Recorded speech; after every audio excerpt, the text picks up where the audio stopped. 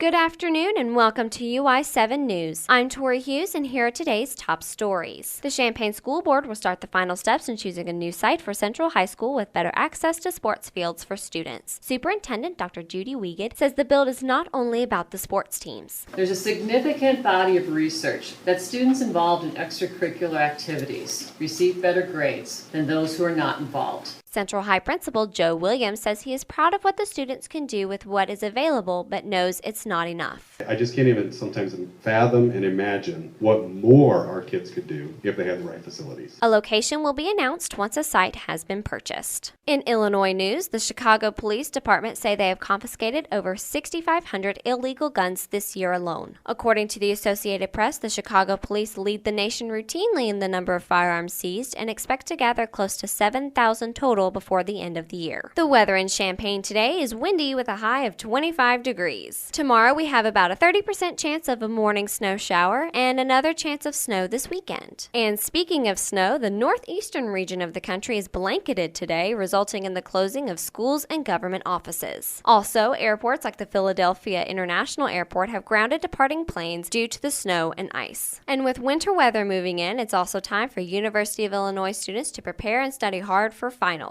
Sophomore Victoria Snell says one method that works well for her is using note cards. She even has a great routine for putting them together.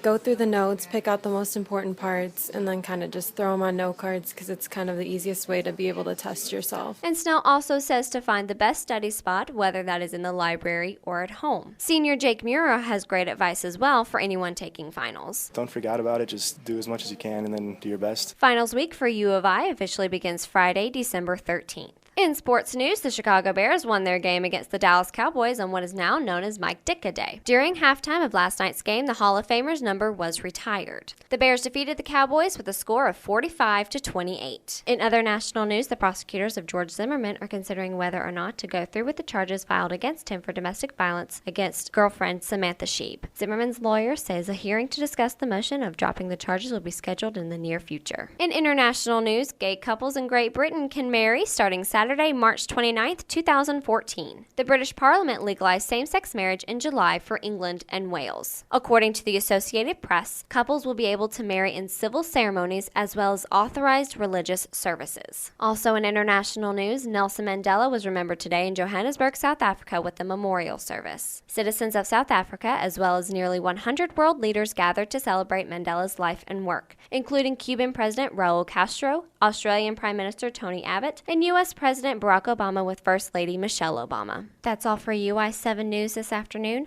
I'm Tori Hughes.